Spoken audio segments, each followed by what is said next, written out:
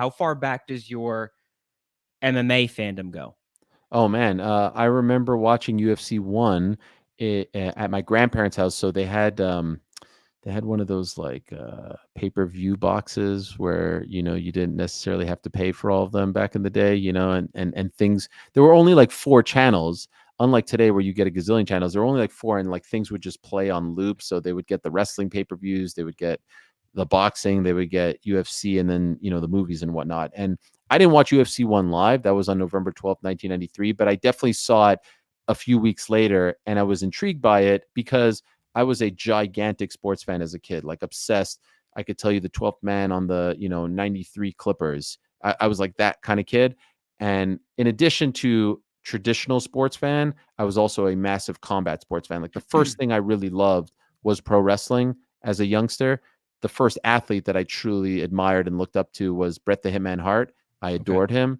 And so from pro wrestling, I started to get into boxing. And now we're talking about the late 80s with Mike Tyson and whatnot.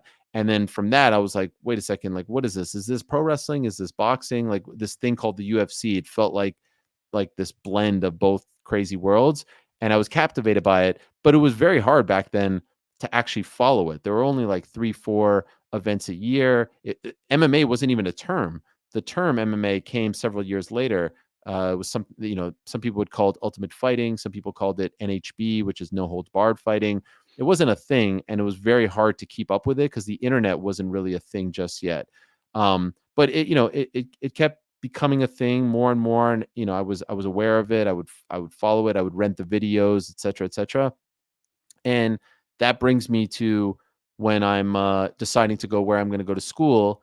Um, in the ninth grade, I'm reading Sports Illustrated. I shouldn't have been reading Sports Illustrated. I should have been reading the book that we were supposed to be reading in ninth grade English class, and it was a Sports Illustrated issue which broke down the best schools in America for X, Y, and Z. And there was a little blurb that stated that Syracuse University is the best school for sports broadcasting, and they named famous people that went there, such as Bob Costas and Marv Albert. Now, I adore the NBA, and at the time, I adored the NBA on NBC. And I was like, Bob Costas and Marv Albert, those are the guys on the NBA on NBC. I need to go to this school. So that was my dream. I'm going to go to Syracuse.